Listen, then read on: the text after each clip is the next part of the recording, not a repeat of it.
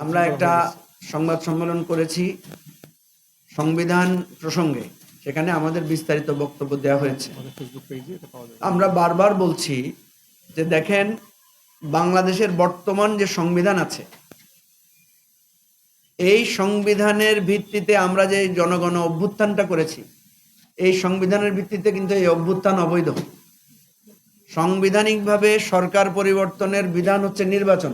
গণ অভ্যুত্থান বলে কোনো শব্দ আমাদের আইনে, আমাদের বিধানে নাই।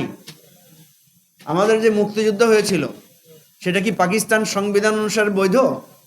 কি আপনারা কি বলেন, বৈধ ছিল? পাকিস্তানের সংবিধান অনুযায়ী মুক্তিযুদ্ধ হচ্ছে রাষ্ট্রদ্রোহিতা। সেজন্য বাংলাদেশ স্বাধীন হওয়ার পরে নতুন করে সংবিধান রচনা করতে হয়েছে। আমি সংক্ষিপ্ত কথায় আপনারা বুঝে ফেলবেন।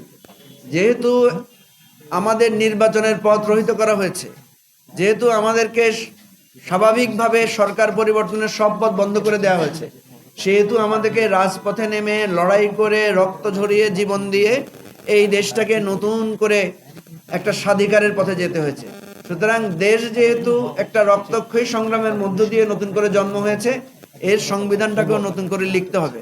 যারা জীবন দিয়েছেন, যারা রক্ত দিয়েছেন, যারা এই নতুন রাজনৈতিক অভ্যুদয় সংস্কারের স্বপ্ন জাগিয়েছেন, এই আমাদের যে তথাকথিত সংবিধান এখন আছে, এর ভিত্তিতে এটা অন্যায় কাজ।